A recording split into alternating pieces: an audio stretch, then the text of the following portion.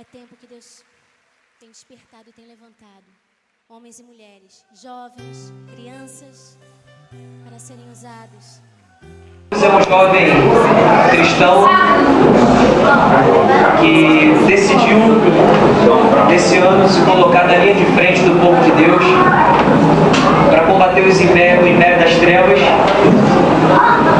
trazer a Igreja de Jesus Cristo do egocentrismo para o altruísmo, se colocar à disposição da liderança brasileira para trabalhar no combate à apatia ministerial, no combate às drogas, à prostituição, enfim, estruturar ministérios de juniores, adolescentes e jovens. Uma vez que olhei para os campos esse ano e vi que a maioria das igrejas, no seu trabalho de juventude, está condenada. Então, no início do ano, eu fiz a oração mais perigosa da minha vida: Senhor, usa-me. Eu estou aqui hoje com vocês lançando o livro 40 Dias de Juventude. Senhor, você falou de império das trevas, de estar na linha de frente da ação da igreja ministerial. São duas questões fortes para a sociedade, até se considerarmos que a visão da igreja, essa coisa de igreja, por exemplo, a gente está aqui hoje num espaço que uma igreja utiliza. A gente está num espaço que há um tempo atrás isso aqui seria um lugar santo. Não se pode fazer. Mas nós sabemos que o lugar santo está em nós. Nós somos o lugar santo. Nós somos o santuário de Deus. Estamos hoje num momento social, político. A gente fala dentro das igrejas de momento contemporâneo das igrejas. Nós estamos num período pós-moderno de muitas coisas. Como é, ou qual é a tua visão sobre o ser esse pastor que você está falando, ser esse pastor, ser esse cara que vai atuar dentro de uma oração que você fez do usa-me, porque eu estou disposto? Qual é a sua visão do ser pastor para esta geração, para esta sociedade? Beleza, eu queria que desse uma filmada nessa galera que está aqui atrás. Dá uma filmada aí. Você vai ver uns jovens aí bem bonitos, né? Umas jovens belíssimas.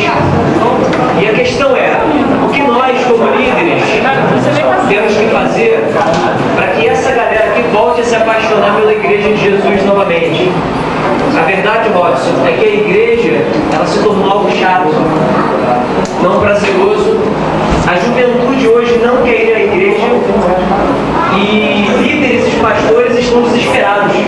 O que nós temos para oferecer que seja agradável e que vocês, como jovens, estudados, que estão na faculdade, com seus empregos, com seus relacionamentos brilhantes, vocês voltem realmente a se apaixonar pela Igreja de Jesus.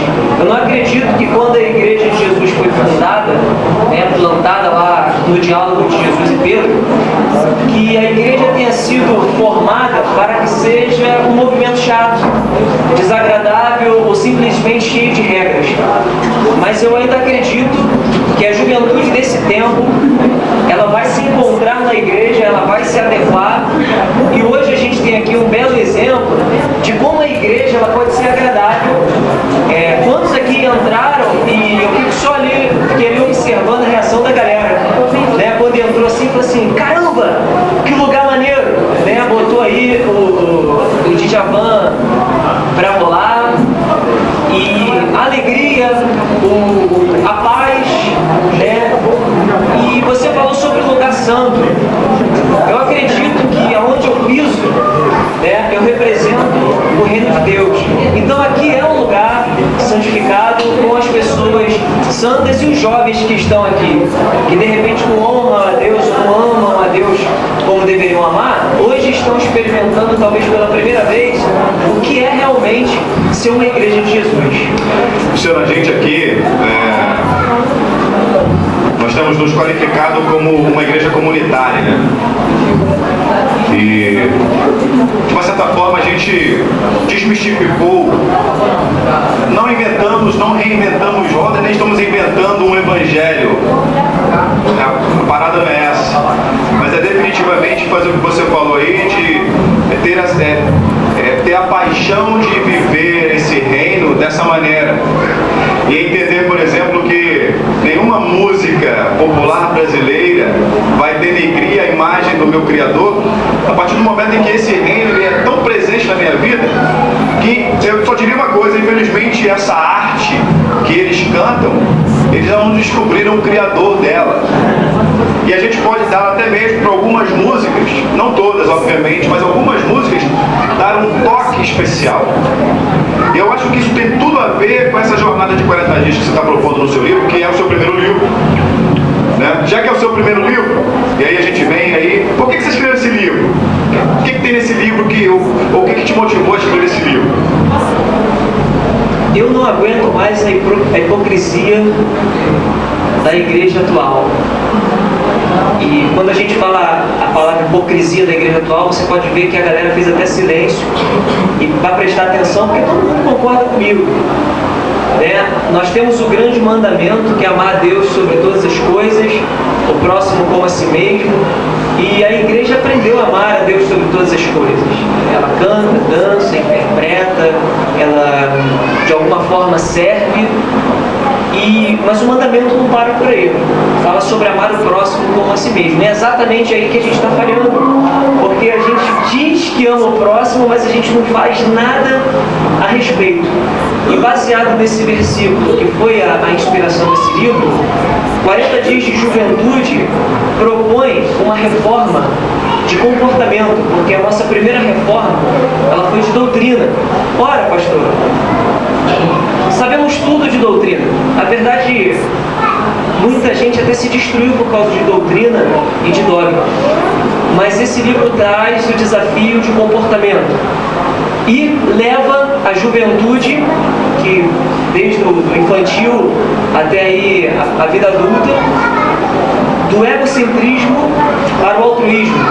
Eu acredito que já na primeira semana, o leitor que cumpre os desafios aqui propostos, ele começa a experimentar, né, eu sou mais importante para o você é o mais importante. Pessoas que vão decidir viver uma vida simples, um evangelho puro. E a reforma do comportamento? Eu sei tudo de Bíblia, eu simplesmente não faço nada a respeito. E o livro traz 40 desafios práticos. É uma leitura leve, não é teórica, porque eu não quis investir na teoria, eu quis investir na prática. E logo no primeiro desafio, posso falar do primeiro desafio? Pode. O primeiro desafio é o seguinte: ligue, preste atenção, você que está na internet me ouvindo, o primeiro desafio diz: ligue para o seu pastor titular, veja bem, diga a ele que você está vivendo uma jornada de 40 dias de juventude, fale para ele da importância que é estar debaixo da sua liderança e o quanto é importante ser ovelha dele, e se comprometer a orar durante 40 dias por ele, sua família e ministério. Deus me deu a oportunidade de estar diante das maiores lideranças evangélicas de juventude hoje. Quando eu compartilho sobre esse primeiro desafio, a reação é a pior possível, porque nós percebemos que as maiores lideranças hoje não têm uma relação com o seu pastor. Percebemos que ministros hoje dentro da igreja não têm uma relação aberta com o seu pastor. E logo de cara, Robson, e vocês que estão me ouvindo, quando você consegue cumprir esse desafio, olha quantos gigantes você está derrubando. E é uma via de mão dupla, porque talvez você tenha um pastor desanimado, um pastor ansioso, preocupado, e de repente ele se vê diante de uma ovelha que quer mudar essa situação, uma ovelha que sai do seu egoísmo, do seu egocentrismo e diz: apesar de você ser pastor, apesar de você ser um mito, apesar de você estar lá em cima, eu estou aqui. Pastor, eu não tenho muita coisa para oferecer, mas eu tenho a minha vida aqui para servir no ministério. Então, são desafios assim como esse, e de fato o primeiro desafio é o mais difícil, mas é o mais importante. Você toca numa questão assim que pra gente aqui é super contundente, que é uma questão que a gente aqui nessa caminhada de 4 anos, a gente vem brigando entre o que é estrutura e o que é de fato relacionamento. O que são paredes, o que é a instituição e o exercício dela e a função dela, e o que de fato é o funcionamento do corpo em termos de visão bíblica sobre a igreja. Quando você falou assim, pô, estou falando de hipocrisia e tal, todo mundo calou, eu fico me perguntando também, quantas das pessoas que estão aqui, que estão ouvindo o que você está falando, e a partir do seu livro também vão ouvir, há um descontentamento que ela tem se misturado entre o descontentamento de você bater na parede, né? Porque eu tenho encontrado pessoas que estão vindo para cá, por exemplo, porque estão chateados com a bateria da igreja, porque estão chateadas porque o cara da recepção não deu o papelzinho que deveria dar, estão chateadas porque o tal líder, e a gente aqui tem até essa questão do pastor, a gente tem trabalhado a visão do pastor dentro da visão daquele que cuida realmente, não daquele que fez um curso de teologia, porque tem muitos que fizeram curso de teologia e não é pastor, não tem o carinho do cuidar, não tem a preocupação do cuidar, né? E essa é a questão, porque todo mundo para, porque eu vejo essa briga, né? Quer dizer, eu vou desafiar, nós queremos desafiar cada juventude, cada pessoa. Na verdade é o seguinte, o livro não é só para a juventude, não. Nenhum livro é só para uma categoria de faixa etária. Obviamente que uma criança que está aprendendo a ler não vai pegar uns livros, né, filosóficos para ler. Mas todos nós podemos, que já chegamos a um momento de entender e compreender, podemos ler esses livros. E o livro do Luciano traz umas diretrizes bacanas. Vou quebrar aqui rapidamente, porque eu perguntei quem é o Luciano Malheiros. Mas ele não é uma pessoa sozinha. Quem é mais o Luciano Malheiros? Bom, o Luciano está lá com a Daniela. Vai, Daniela, dá um tchauzinho. E o Pedro Vasco, com certeza vocês nunca esquecerão do meu filho. Que isso? Por causa desse nome, né? Pedro Vasco, Gomes Malheiros. Tricolores, tricolores. Levou a mulher hoje. Com certeza eu vou editar isso na filmagem. E é a família pastoral, é uma família que não tem o estereótipo da família pastoral batista, né? Daquela mulher que a galera às vezes até exige que esteve ali. A Daniela tem a vida dela, tem a profissão dela, mas a gente tem experimentado. Ela toca piano, vocês estão falando.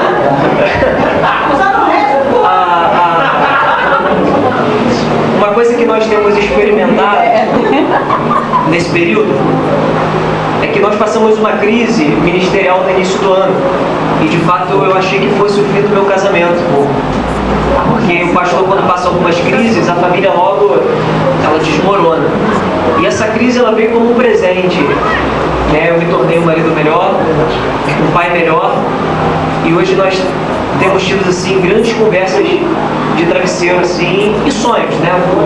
Eu tenho uns sonhos aí globais e eu não estou sozinho nisso.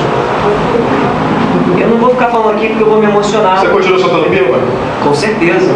Esse cara solta pipa. Pra falar a verdade, tem 20 pipas ali, 2 carretilhas na mala do meu carro. Pena que aqui ainda não chegou o tempo de pipa, né? Eu fiquei até meio triste agora, mas tá chegando. Né? Lembra daquela pipa que você cortou aqui naquele dia? Sim. Você veio? Sim. Eu acho que eu dei pro Lucas. Não sei se foi pro Lucas ou sei qual que eu dei. Mas eu dei pro Lucas, que aqui ele não conseguiu soltar muita pipa. Aí dei pra ele a raia, que aqui também é pipa, né? A raia aqui é pipa.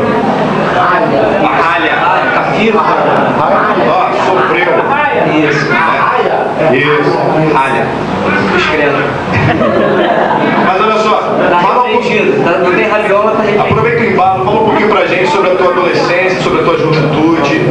Como é que foi isso? Cara, eu nasci na igreja, como a maioria. Eu pensei que fosse no hospital.